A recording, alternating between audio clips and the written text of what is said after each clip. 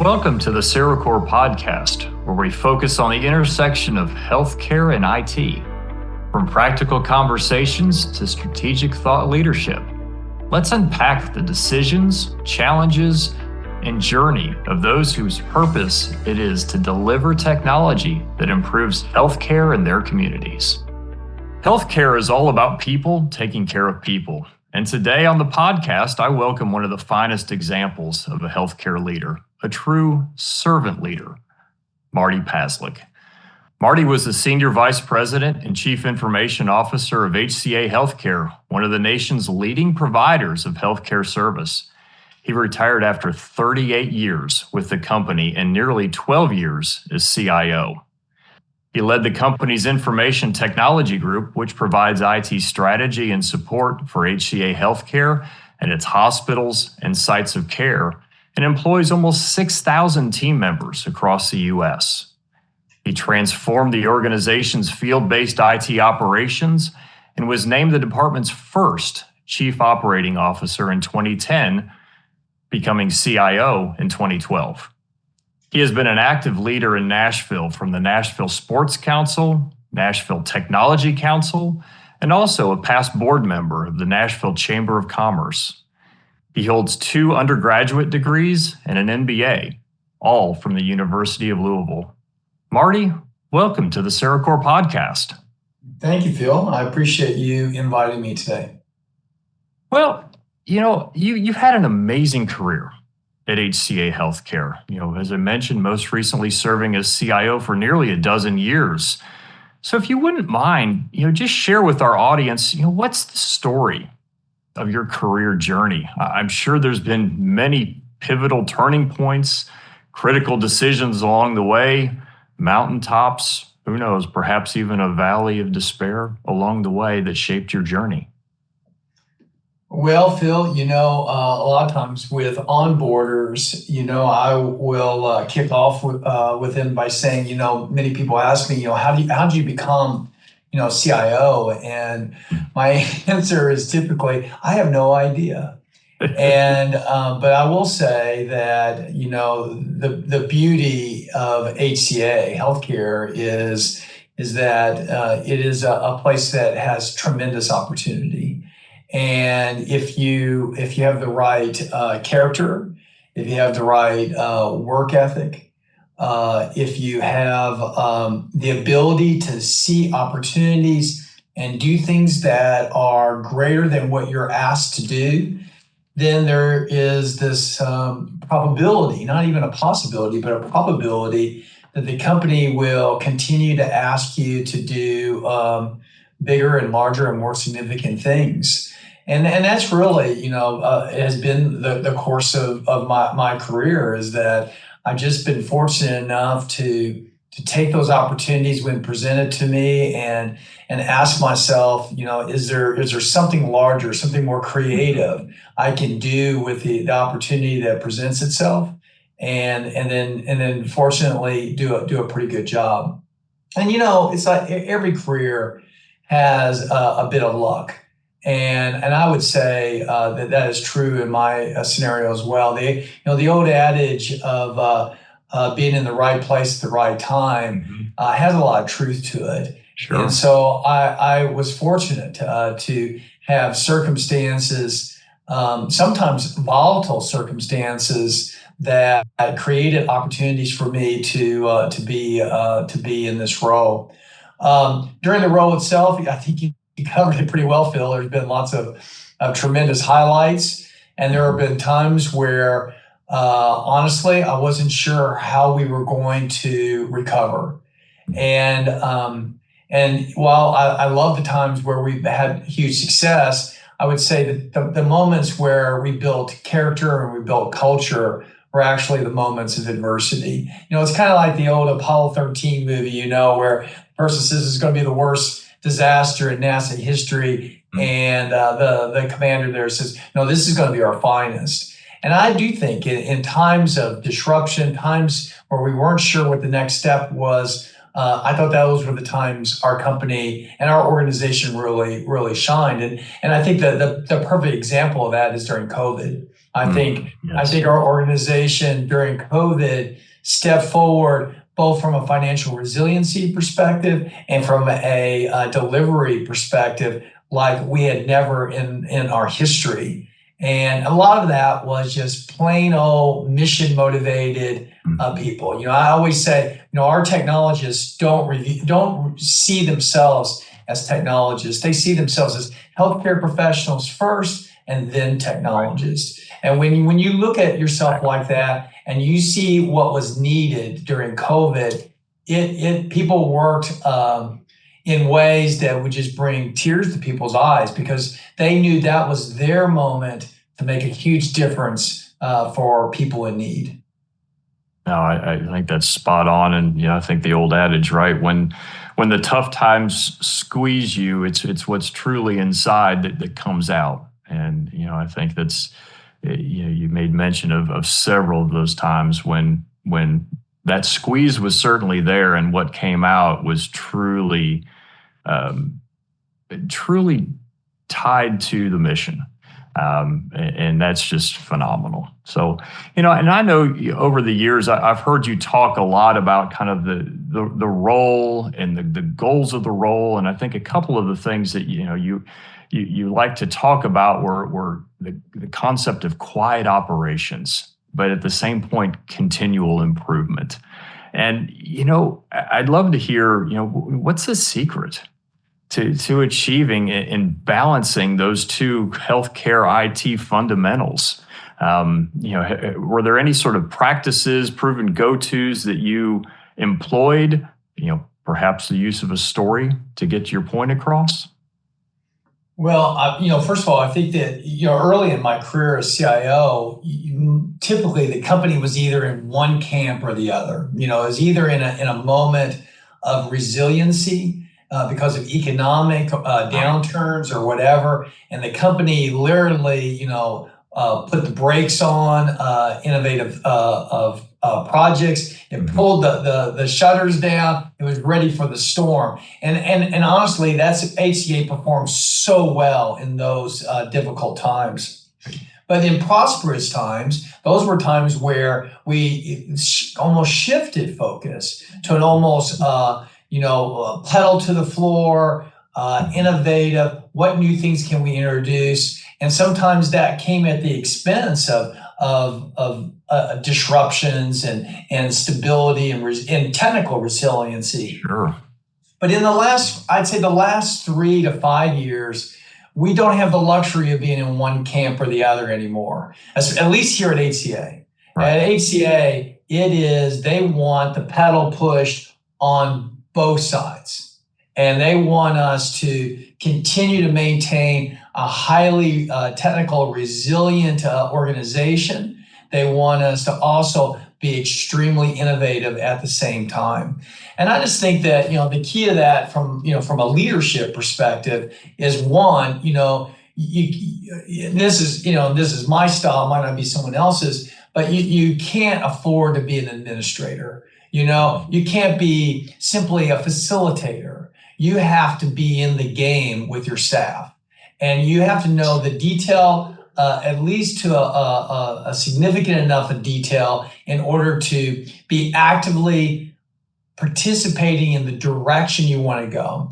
I think you also hit on it a little bit, and it's not really storytelling, but I do think you have to be really clear on the messages that you want to deliver to your organization, and you have to have the channels to emphasize that over and over and over again. They may come in slightly different ways, but they all head back to the same theme. And so you use the phrase quiet. Well, I think there was one year when I came out and said, look, we've got so many things going on the innovative side that we have to have a high emphasis on quiet.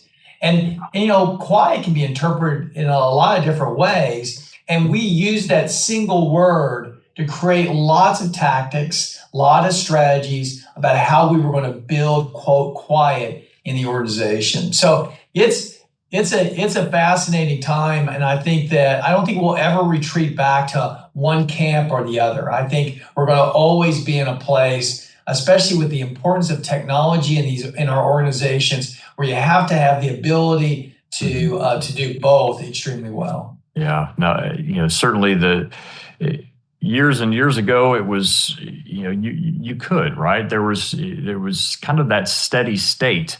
And really over the past several years, steady state doesn't exist. The accelerators are coming fast and furious, and you're spot on with your assessment as to the new norm for healthcare IT for sure.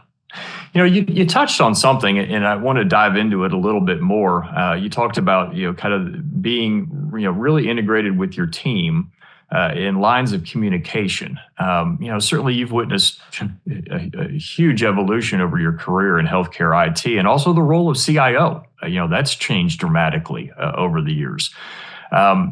Relationships, as you made mention, with not only your team, but then also the other executives inside of the organization, key business stakeholders, vendors, employees, the list goes on, and the complexity that you had to manage probably far exceeds the complexity that most healthcare CIOs will see over their tenure. And so, I'd love to hear a little bit about your approach to building and maintaining those authentic relationships, because they're just absolutely critical when it comes to achieving and supporting the mission of the health system. Well, I think every leader, every CIO has their own style, and I probably would emphasize out of the gate that what's most important is to be true to your own style. And I think that when you try to be someone else, that's the first bad step you're going to take. And for me, I try to keep things simple. And so simple to me means don't try to be someone you're not. Just be as genuine as you can be. Be able to demonstrate empathy for everybody's position. Don't think about circumstances from an IT perspective. Think about it from their perspective, and I think that helps quite a bit as well. I think that I think it's just critical for leaders to shoot straight with people. And even, I had a good friend one time said, my only rule for my organization is tell me bad news as quickly as you would tell me good news. And I think that's a really good strategy to follow. And so when we've had bad news to report, I didn't try to control the narrative. I didn't try to manipulate or choreograph a response.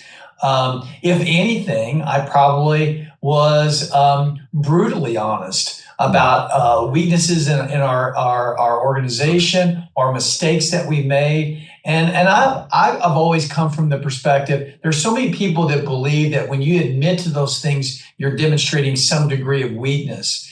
And I take the absolute opposite perspective there. I think when you're around other people and you admit what you don't do well or what you haven't done well, it actually shows great strength. It shows strength in your own ability that mistakes happen in every way of life, and that you own your reality, and that you will navigate and mitigate your way out of those difficult times. As far as the organization itself, the IT organization, I think having a wide range of communication strategies is important. And for me, I first of all, I would never classify myself as a great communicator. But what I did in my scenario, and again, this may work for some people and not work for others, I created what I thought was a great portfolio of channels. And those channels can be as simple as being deliberate about walking around the physical space where your folks work. It can be as fundamental as that. You can add things like, I had a habit of sending emails to people that got promotions and people that that had anniversaries. But it can be even more sophisticated, and I don't know, maybe sophisticated is not the right word, but a little bit more up the ladder of making sure that there is a periodic communication to the organization about what's going on. Maybe a communication that's not just written, but it's also a video. Yes. I think when you start to think of the creative ways that you can connect to people and give them the opportunity to just have a short 2 or 3 email exchange with you. Right. That is like, I always tell people, that's like Johnny Appleseed. When you start to reach out to people individually, it's like scattering seed. And some of it, is a one-to-one communication, but rarely is that the outcome. Typically, someone's going to tell their buddy, guess what? I just exchanged with the CIO 2 or 3 emails about a photo I sent him on vacation about where I went in Italy. And we talked about being at the same place and saying, and it makes the role of the CIO more humanistic, and it makes it more approachable. And I think that, again, that's what fit my style. And I think that it was, I think I was fairly successful with it. I think it's a great summary of that, Marty. And certainly, I think the more that we can do from a leadership perspective of being known as approachable and quite frankly human in some instances, the better off we're going to be in building those relationships. And when they see that, then it becomes authentic. And Phil, once it's authentic, then you can actually get something done together. Phil, the last email I sent to our leaders before I retired was, I tried to emphasize that this communication was about that you're not alone, that we all journey down a leadership path, and that let's do this together. And I think when you can get your leadership team not just think about their own style, but think about it as part of a bigger leadership initiative, then that's another, little secret formula, I think. Oh, indeed. So Marty, you've actually done this a couple of times, just even here on the podcast, but you have a fantastic way of integrating stories into the conversation, into your communications, and being I think over your course of your career, I think you've become known a little bit as a storyteller. And so, my question to you is that something that came naturally to you? And in what ways have you seen kind of the use of storytelling, really help in your communications to the organization? Yeah, there's so much of my leadership style that I can own up to and say that was learned because I wasn't born with certain skills, and that I had to, again, back to creating habits. Right. I had to create several habits to mitigate things I knew I didn't have as a leader. Storytelling wasn't one of those. My mom is one of the greatest storytellers I've ever been around, to the point where, at 96, you got to make sure she understands that you've heard a few of them a dozen or so times, But, and people would say that about me as well, I would say. I think you got to be careful about storytelling. It's not as easy as it sometimes looks. And I think that you got to be, I made this mistake one time. I had a division CIO who had done a strategy update for his leaders and was very black and white about the discussion. And I could tell about halfway through the conversation that he had basically lost them. And they were just waiting for the end of the presentation to be over. And so afterwards, I was trying to provide some feedback he could work on. And I said, perhaps you should think about, telling it like a story next time. And I thought, and he was like, yeah, I think that's a great idea. And I thought, all right, let's see how this all works, right? The next time, oh my gosh, if the first one was bad, I threw this poor CIO right into the dumpster because he was attempting to use a technique he just didn't have the skill to use. Right. And so I think, again, this gets back to leaders and CIOs understanding what they do the best. Now, if they believe they have those skills, they should be leveraging them. Because I've met lots of people that are excellent storytellers, but there's something in their brain that tells them that the workplace is not the place to use that skill. Yeah. And my encouragement is look, you don't have to go jump into the deep end of the pool here. I think that you could test yourself in small situations and gather the feedback of, does it work or doesn't it work? Yep. But I give all the credit for my own storytelling to obviously my mom. She's the ultimate. Oh, that's fantastic. That's fantastic.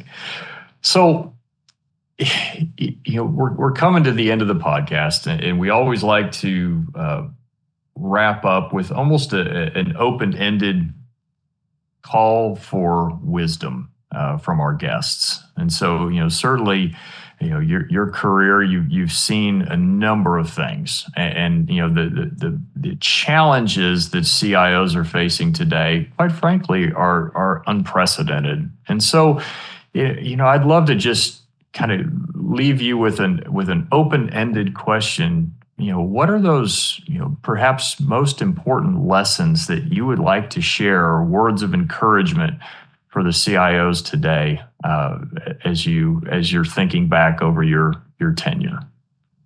Well, I'm sure the past can help a little bit, but to be honest with you, as I look at my own successor here at ACA, in his first 90 days, he has a job that is extremely more difficult than the one that I spent 12 years executing. But I can honestly say the 12 years I spent were way more complex than my predecessor. And so I think that, this probably goes without saying, but, again, back to finding your own style and being able to not get locked in, having that thoughtfulness of staying flexible, being adaptable to the environment around you is really the key. The senior officers, we had a retirement event 3 or 4 weeks ago for me, and when I had the opportunity to talk to the audience there, we was talking about a couple things. One of the nice things ACA does is, as part of your retirement, they make a donation to the charity of your choice. And for me, it was Erie Home for Children and Adults. And the reason is my sister-in-law is cared by them today. And she is Down syndrome. Now she's almost 60 years old and needs, as you can imagine, a lot of care at that age and with that disposition. But I told the audience, I said, I've spent my whole career trying to develop a leadership style. I've learned from some of the greatest leaders and managers in the world here at HCA. I've been an active reader. I've tried to improve my professional development, my academic background. All these things lead into what you think is your leadership style. And I said to them, here at the very end, it's kind of like Dorothy and the Wizard of Oz with her ruby slippers. She always had the way to go home. Well, I always had the fundamentals of leadership, and I got them all from Barbara. And Babs taught me 3 things, and anyone who knows a special needs person, I think, can relate to this. One is, and we talked about this earlier, it is so important to be authentic and so important to be genuine with people. And if you can find yourself and be that the majority of your time, you're going to be successful as a leader. Number 2 is Babs, trust everyone unconditionally. And as we as leaders can go into every relationship and trust people unconditionally, you build a foundation for great things to happen. And when people move away from that path of trust, instead of just discarding them, working to get them back to a point of unconditional trust, I think is another key point for leadership. And anyone who knows, especially people that are Down syndrome, spend your time finding your joy. And and with that, help others find theirs. And I know that sounds so idealistic, those three things, but if you think about it for a second, be genuine, build trust, and try to create joy among people. I think those are that's the winning formula. And like I said, I only learned it 30 years ago, and then kept looking for all kinds of other things, and I didn't realize that Babs had taught me everything I needed to know. That is fantastic. That's wonderful. Well, Marty, thank you so much for your time today. Thank you so much for your service over the years, and really appreciate your insights on the podcast today.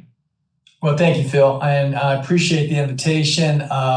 I would do anything for CereCore. I think CereCore is just a dynamic organization that talk about flexibility and adaptability. I think CereCore represents that from the top of the organization to their individual contributors. They're trying to meet the ever-changing needs of the technology landscape in healthcare, and just do an excellent job. So thank you again for the invitation. Wonderful. Thank you. Thanks for listening to the CereCore podcast. We hope you enjoyed this conversation. Follow us on your favorite podcast platform for more episodes. Connect with us on LinkedIn. Visit our U.S. website at CereCore.net. And for those abroad, visit CereCoreInternational.net. Learn more about our services and find resources. At CereCore, we are healthcare operators at heart and know the difference that the right IT partner can make in delivering quality patient care 24/7. Let's help make IT better.